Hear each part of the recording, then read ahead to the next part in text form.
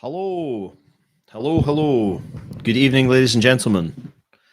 Is this all going according to plan? It would seem like it is. Well, well, well. Who would have thought it? Yes, it is indeed. Time for the second heavy repping live stream. And everything seems to be working according to plan, so that's great. How's it going? My name is John Tron Davidson. Welcome. Welcome indeed to the second live stream of heavy repping. Now, we've got a few things that I want to get through tonight, but you'll have to forgive me. I'm not feeling 100% up to anything at the moment, but that doesn't stop me from coming on stream and talking to all you wonderful cats. So thank you very much for watching it either live or later. I do genuinely appreciate that very much. So we got a couple of things that are very, very important. Firstly, Merry Christmas to all of you who are on stream and all the rest of it. I am conscious that obviously at this time of year there's not a lot of people knocking around because you've all got familial things and work and all the rest of it. But I felt that even though a video went out earlier this week, which was the night before Picmas, which I was very proud of, and everybody seemed to enjoy very much. I thought it would be quite fun to do this instead of trying to cram in another video this week. So there's been a few things happening and some stuff happening in the Plectroverse, which is really cool. The first news is that my beautiful St. Vincent that I got my hands on ended up I had to part company with it because the neck just wasn't wide enough, so I have this instead.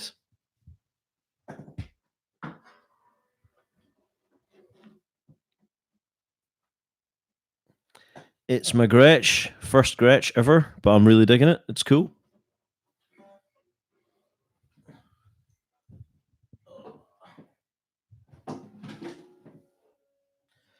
And for those of you that saw on the gram,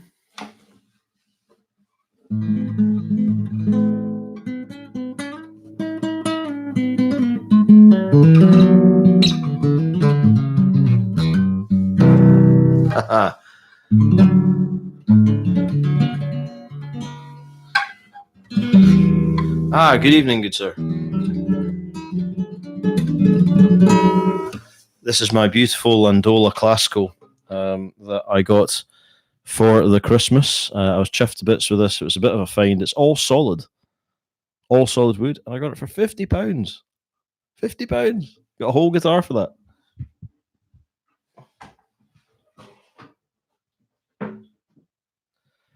As I've got some picks that nearly cost that much, I'm actually quite pleased. So, stuff that's happening in the Plectroverse at the moment. The new camera, I'm finally figuring out how to use that properly. I figured out how to get around the autofocus fiasco. I've also got this, which is my light. Check it out. Hey, that's excellent. And thanks to a very kind colleague at work, I've also got this shotgun mic, which means that my upcoming videos will be better. I'm looking forward to doing the videos after New Year, actually. That's going to be great fun. I've got some new reviews planned and interviews lined up I can actually do now that I've got a proper set of mics and stands and all the other stuff you need to do YouTube with. Also got this groovy little thing. Check it out. Hey, fancy. This is my little thing. I'm going to buff it up and make it all posh, but this is my new little pick carrying job. Very cool. And my little light that's up here, which is very good. Ooh, spooky. These are great. Little ring thing that goes over the camera and seems to make some difference because this room all lightens up here. There is more news on the website, which I feel like might never get finished, but that isn't true because it's nearly done. When you're getting something done for nothing, then you can't really complain about how long it's taking, in all honesty. And it is looking pretty swanky from what I have seen. So I will be reaching out to a few people about that in due course. The other thing that's happened is I had a very kind gentleman come and see me today. Hang on, I'm going to get the thing.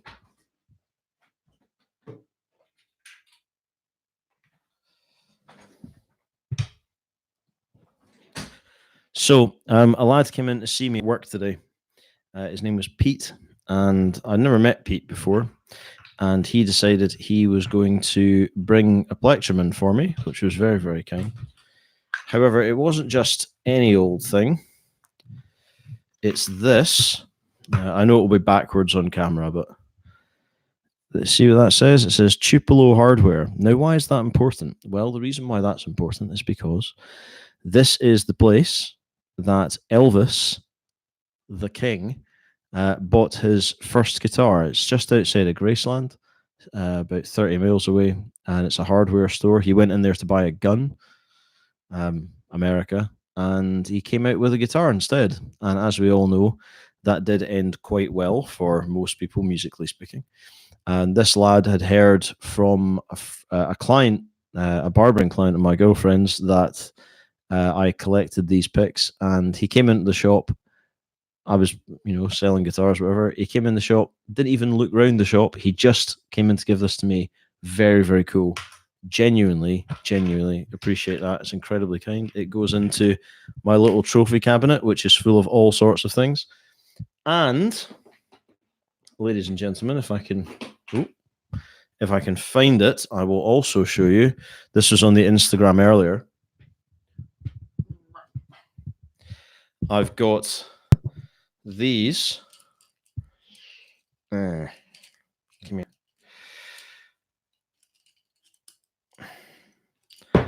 This is the Matt Bellamy Manson signature picks with his signature on the back. And you can only get these at the shop or the works.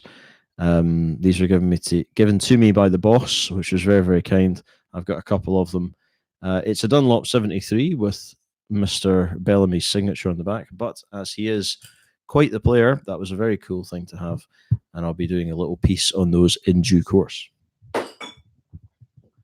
after I finish smashing up my room. Now, let us move on and talk about things that are happening in the community. There's been a few really cool things that have happened in recent times. The first thing I'm going to talk about, though, that's doing my head in. The first thing I'm going to talk about, though, is I want to talk about ghosts. Now, those of you who have been following the Instagram or just following the pit community on Instagram as a whole will, I would imagine, immediately clock on to what I'm referring to. But there was somebody, I don't know what the person's name was, who decided to call out Matt at Stone Age about the fact he made a ghost product, i.e. there were never pics available when he went online. I do understand that there are times when Stone Age were made in limited quantities. Those times do appear to be passing. Every time I go on the Etsy, Matt's been knocking his pan out to get stuff up on there. I don't say that because he is a pal and I'm trying to curry favor with anyone. I've got a lot of Stone Age stuff, that's no secret, but it's not entirely fair to go on and say, oh, this product's never available. And while we could have a discussion about sharing a private conversation with the community, the important thing that came out of it was that everybody rallied round and said, these are the products I have.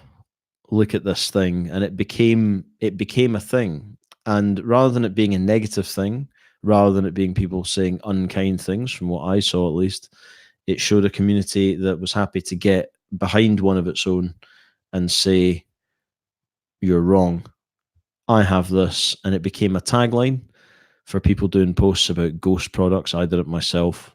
Now, I'm not one to, if I might get on my box for a little minute here, I'm not one to encourage people being unkind to other people. That's why I never go on Twitter, for example. But to take positive things away from this, what I will say is that it was really nice to see. So that's doing my head in.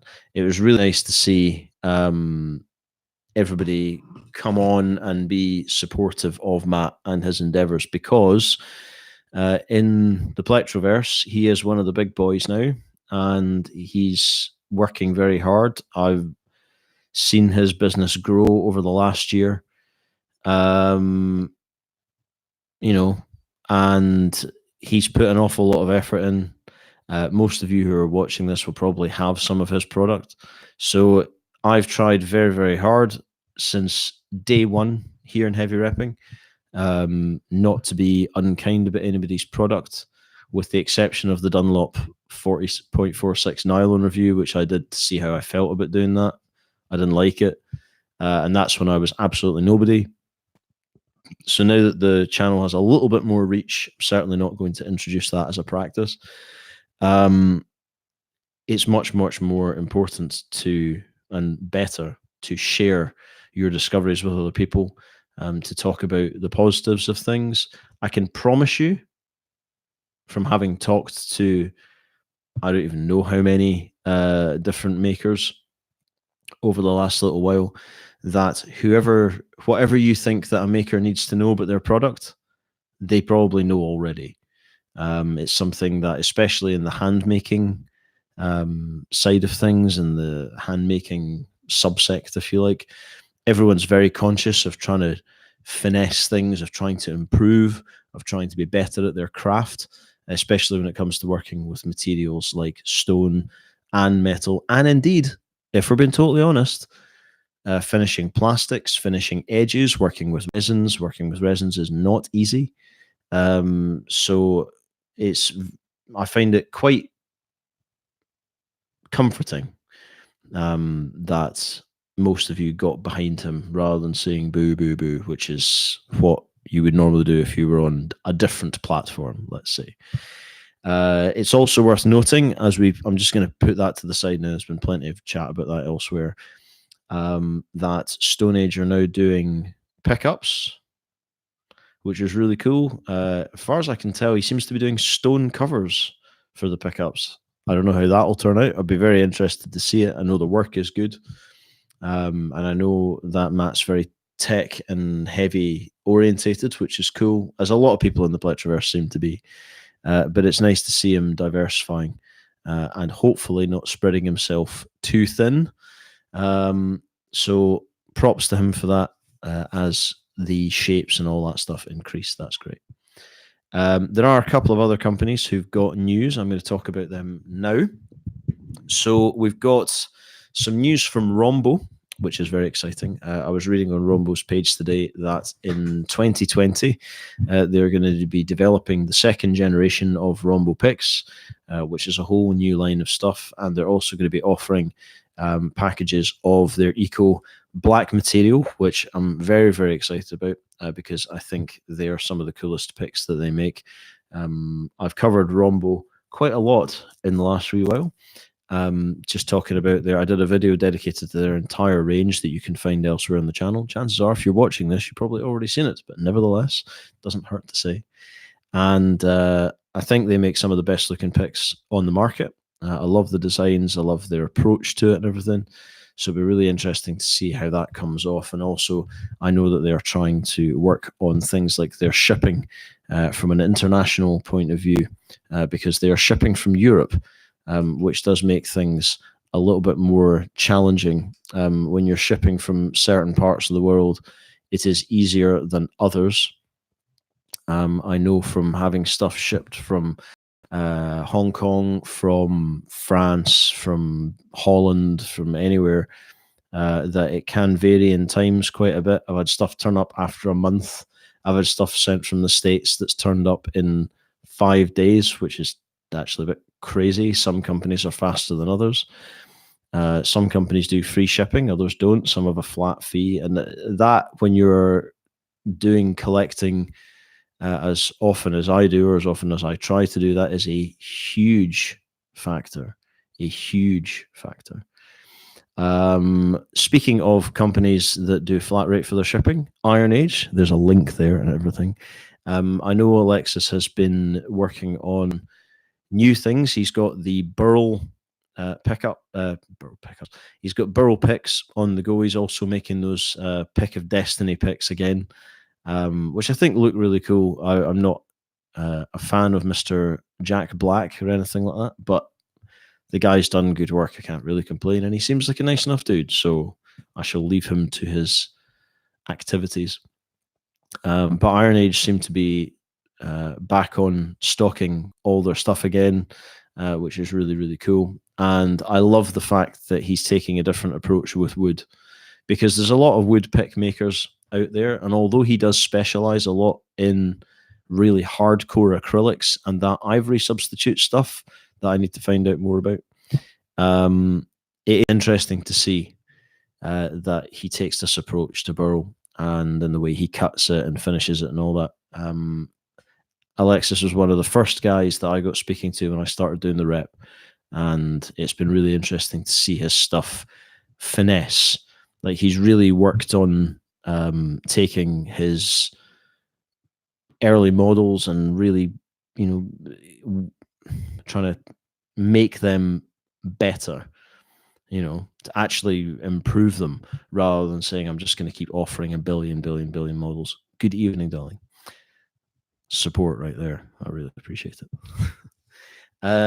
In other news, Dawman, and this is quite a big one, Igor contacted me the other day and said that Dawman are making a brand new line, and it's the evolution of their shred line. You can go to their website. I'll try and put a link to this in the description, but you can go to their website and pre-order the new ones that they're making. Now, these are brutal plectrums. He's done really deep recesses into the bodies. Now, I have to say, the stuff that I've had from Dawman as a company and the stuff that other people have sent me, Mr. J Metal R over here has sent me a pick or two from Igor's company.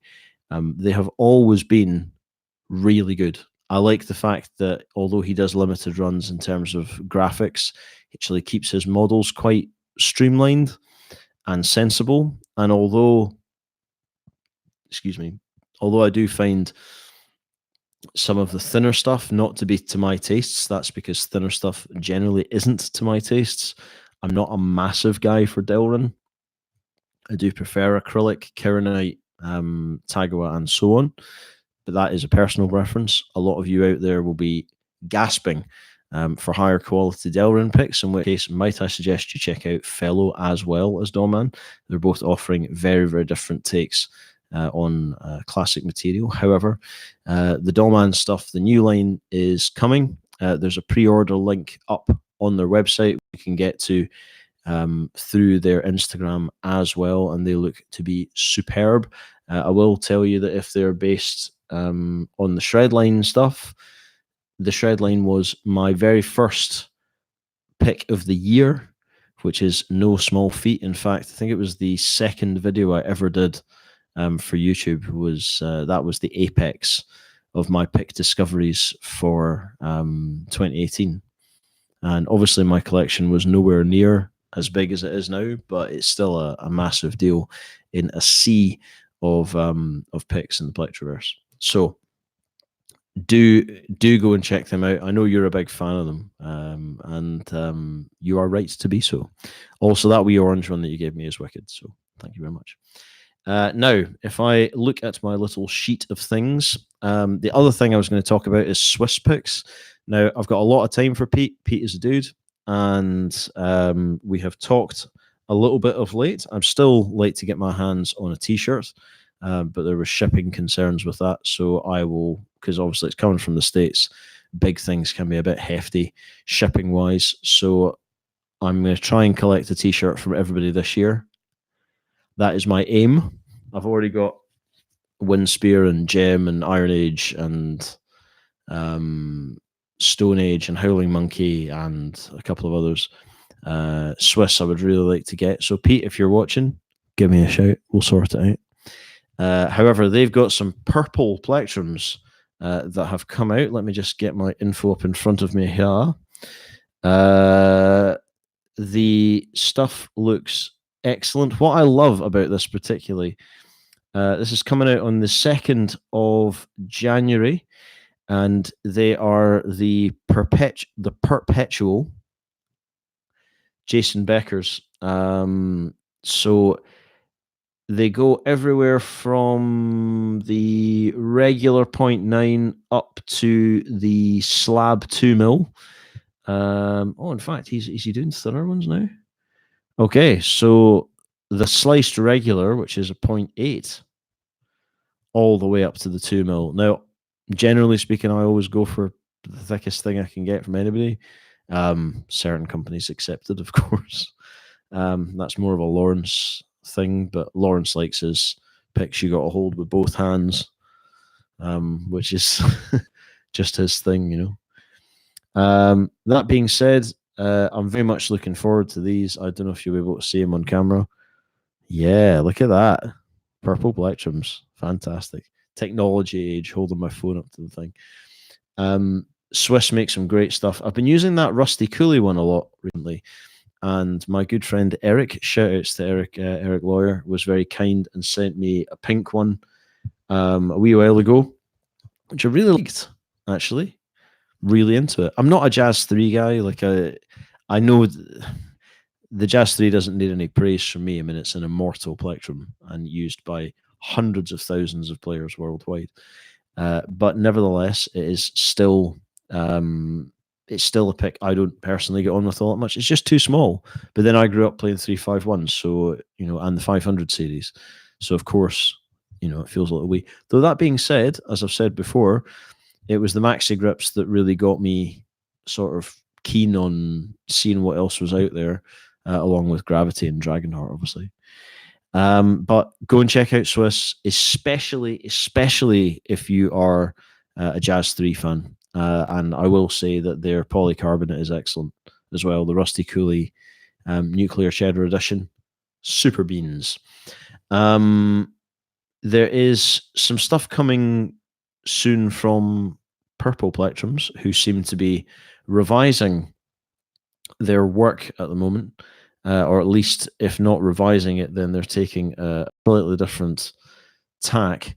Some of the stuff that's been coming out of Corey's company now is just outrageous. I saw their recent Ultem work has been crazy. I know they're sponsoring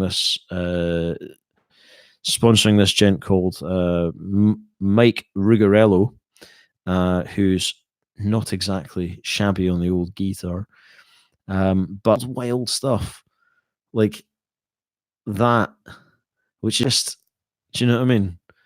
Like utterly crazy. And I saw the other day that they are doing the rug, which is his signature model. They're doing it in Ultem as well as Midtech, and I was stunned by this pick that they made for where's my lad here, for Mr. JD Strauss 77 on Instagram.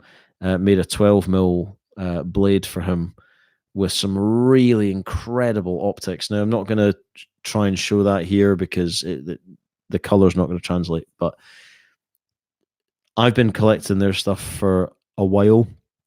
I probably got about, I don't know, 15 models or something. And although I have my physical grip things with UHMWPE, I love it as a material. It's so fast through the strings, it's crazy.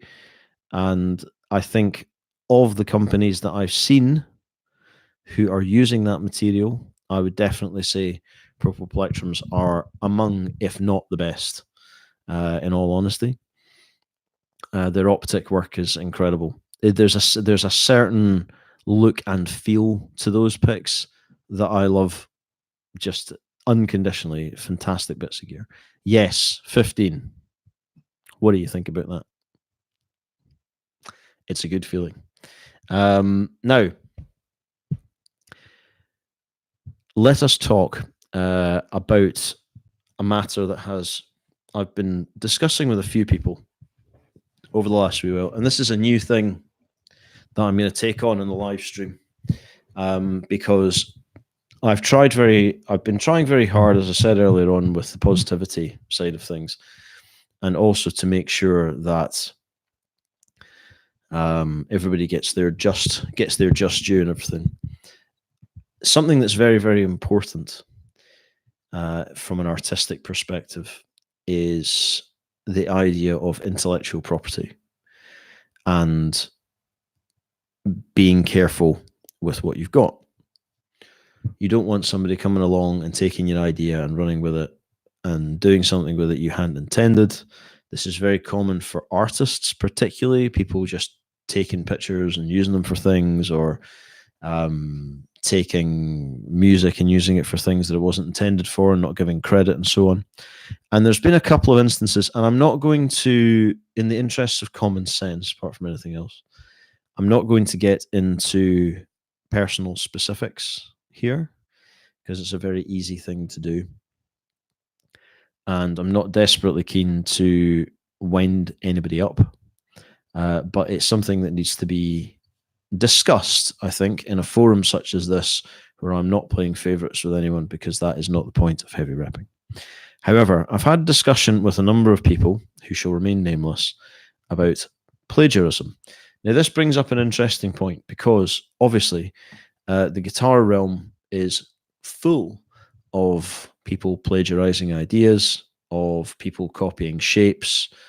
I mean, I've got some primo examples in here. My Strat, which you can see just here behind me, that is not a Fender. It's an ESP from 1984.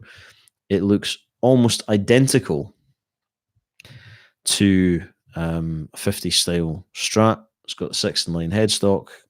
Doesn't have ESP's normal cut. It's got skinny frets. It's got 3 single coils. It's got the same control layout. It's got the same switching layout.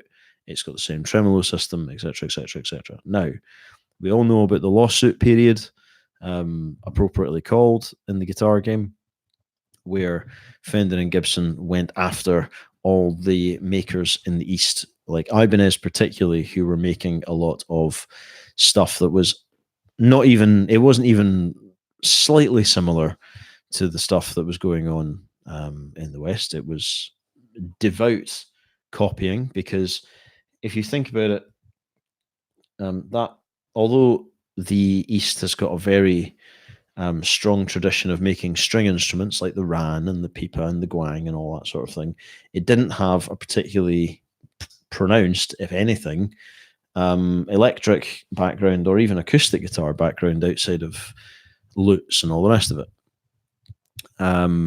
However, ladies and gentlemen, there is certain license that comes from something being successful. The Telecaster's been copied to death. The P-Bass, everybody makes a version of the P-Bass.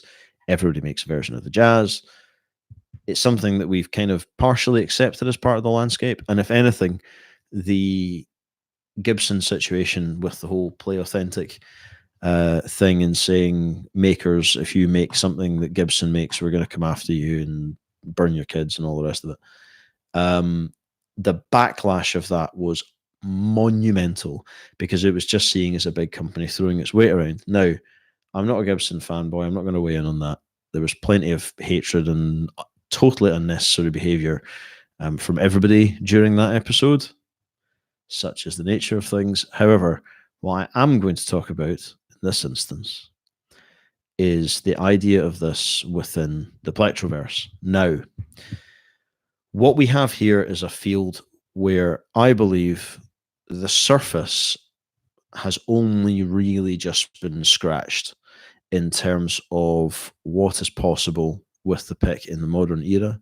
There's companies like Depic Argentina who are really hurling the idea of what the pick's supposed to be into a whole other place.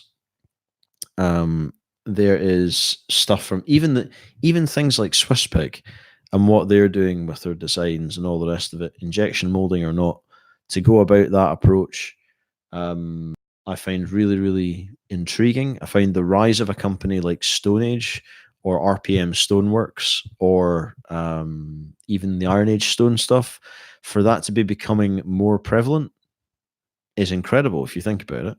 Because what you're talking about is a subsect of musicianship, particularly amongst the technically inclined in the metal sphere, the guys who are all playing headless stuff and using neural DSPs and fractals and Kempers and all the rest of it, saying this is a pick that's now associated with our sphere. That to me is really exciting, because that is further confirmation that we're living in a time where you're able to take a particular musical pathway and you're able to say, right, I'm making this sort of music. I'm going to buy the tools to make that sort of music. Now that's really, really exciting. That's when I was growing up in the 90s, it was a case of you're going to buy a Strat Les Paul or a Tele, and you're going to make it fit, or a Schecter later on, and you're going to make it fit. You're going to try and squeeze it into whatever genre you're going to work on.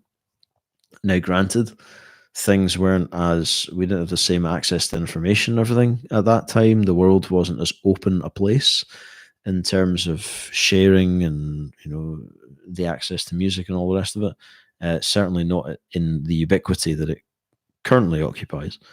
However, it is exciting to know that somebody can come along and make a pick like that. This is a Stone Age, my speckled Jim, as I call it. And that somebody can come along and say, I'm very excited about buying picks made of stone because they sound great for my style. I think that's wicked. However, let's not ignore the fact that, for example, or if I was going to get really into this, which I am, things like this is an Arcanum standard, maybe my mate Dan.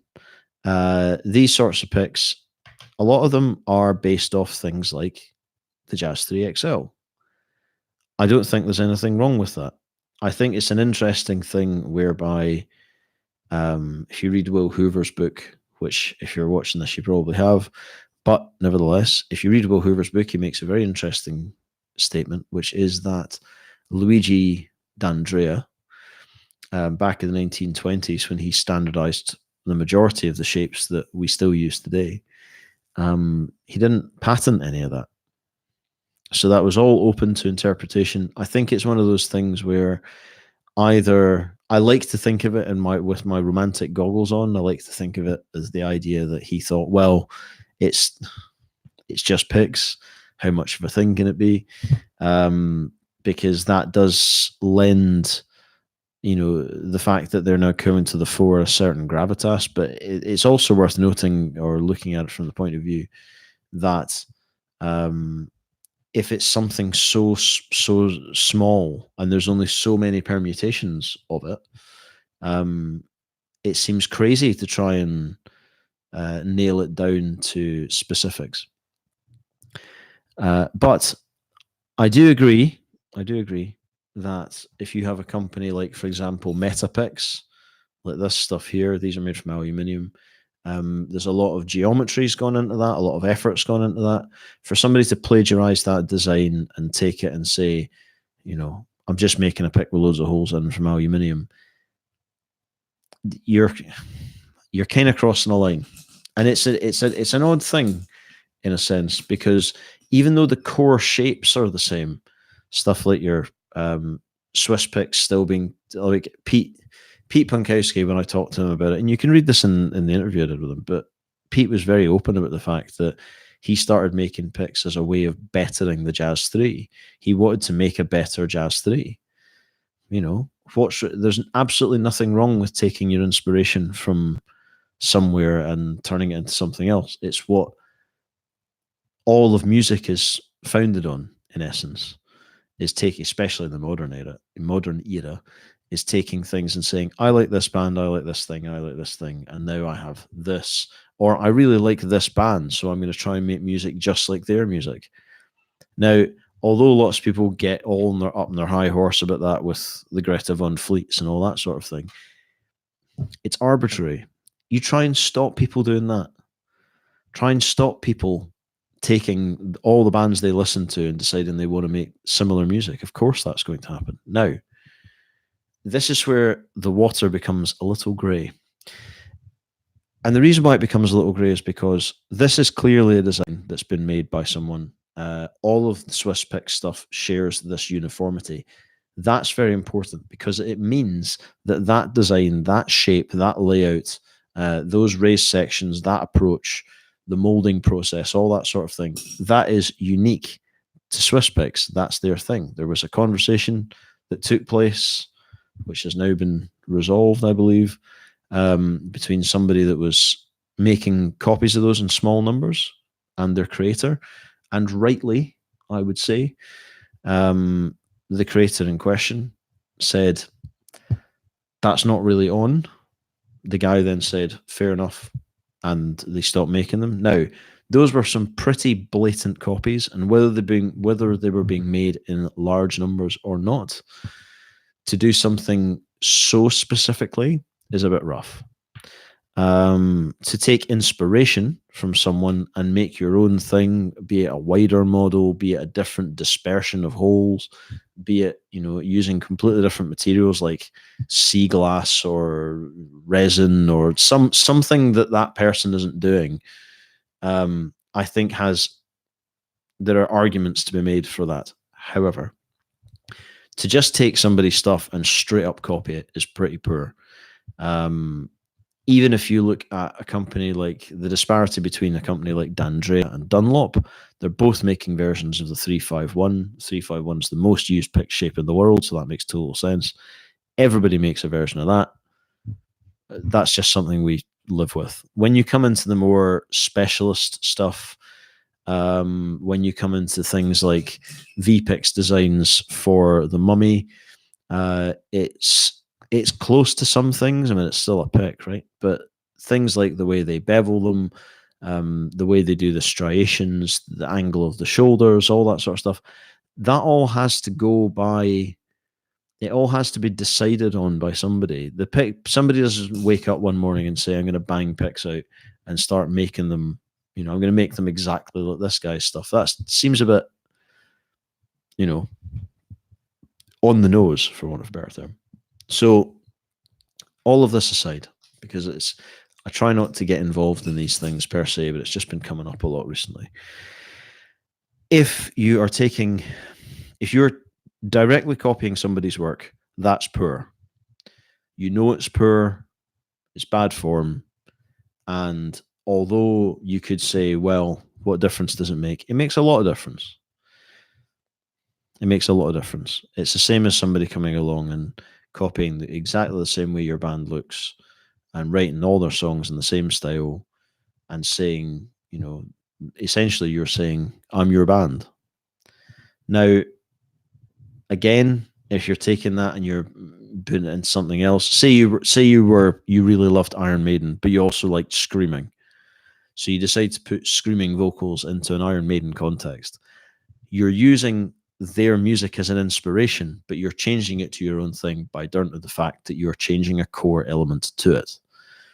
If you then were to say, I'm going to take Iron Maiden's song structures and then have the same lyrical content and the same melodies and the same everything, then that's direct copying. I mean, that's not even that's tribute work, but if you're saying we're an Iron Maiden tribute band, that's fine, because you're acknowledging that you're not the originator of this idea.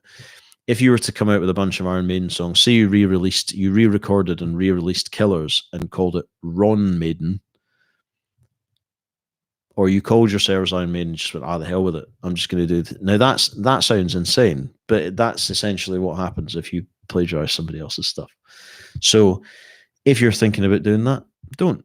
Make your own way in the world. If getting into this and getting really deep into this has taught me anything, it's that much like the pedal community, which doesn't need 15,000 variations of Tube Screamer, much like there is always room for other people in that sphere, even if you're all swimming in the same shallow pool, even if that's the case, right? There's always room for everybody. Somebody somewhere will take on your product and say it is the best. Somebody somewhere will say your product is the worst thing ever. It is the same in the pit community. It is the same in all artistic communities. It is the same in any field of endeavor where somebody's trying to do a thing. I totally get that. So if what I would say is this is something that can be resolved in the first instance, the pit community is not that big a place. In terms of people talking to each other, this sort of stuff gets picked up on very, very quickly. If you see that something like that is going down, I can promise you the people that are being plagiarized, let's say, probably fully aware of that. They will probably be writing about it sharpish. So you don't need to wade in. I would also stress, I'm trying to keep this out, not that I'm some great arbiter of the scene or anything like that, but so far, touch wood, I haven't seen a lot of unkindness or mudslinging or general normal internet behavior in the pit community. I would like it to stay that way. So if you've watched this far into the video and you are at variance with someone, the best thing I can suggest is, firstly, you sort it out privately.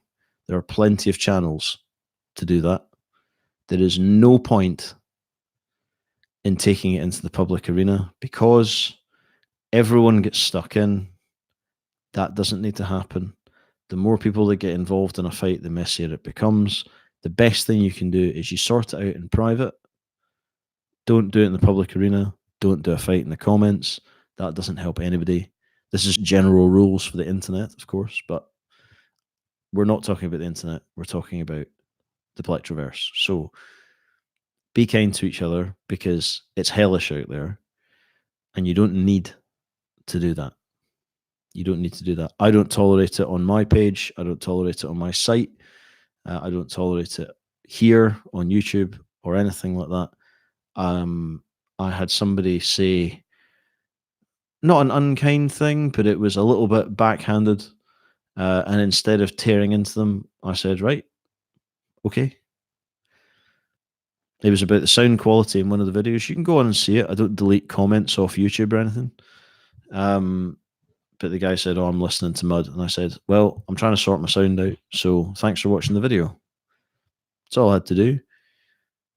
He seemed to be fairly, non-committal at being apologetic. And when he did his reply, I left it at that. It doesn't need to be a thing. This would be a much better, if I may be serious for a moment, this would be a much, much better world if we didn't rise to each other so easily and take everything so personally or use it as a crusade to start throwing punches, because they're usually in terms of internet scrapping, they're usually pretty minor things that can be resolved. It doesn't need to be a big, let's get the neighborhood in, let's get the boys down, and you're not one of us sort of thing, because this is a pretty small pool to swim in. And if there's anything positive to come out of that, I would like to think it's the fact that we're all enthusiasts in the same area. We're all into the same thing. That's why we're here. And that's the thing we're celebrating. If you want to get into it with somebody, you just do it in your own time. You don't bring the community into it. So anyway, I could rant on about that forever, but I won't. What I am going to do is I'm going to bring this stream to a close because I'm still feeling a bit wonky and I've still got to write my radio show for tomorrow night. So there'll be a normal video next Friday because I'll have a time to make one. And I'd like to thank any and all of you who watched the stream. Thanks very much for supporting the channel, whether it's one of you or 1,000 of you. I still appreciate every second that you spend listening to me talk, liking the photographs, liking videos, sharing videos, whatever you do. I never take that for granted. This channel exists because I make it exist, but it's success because you make it a success. And I think that's something that gets taken for granted all too often. So thank you very much. Genuinely appreciate it. With that being said, I'm going to go. There will be a video about acrylic pics next week, which, let me just look at my calendar, which is a thing. Oh wow. So next week's video will be on the 3rd of January.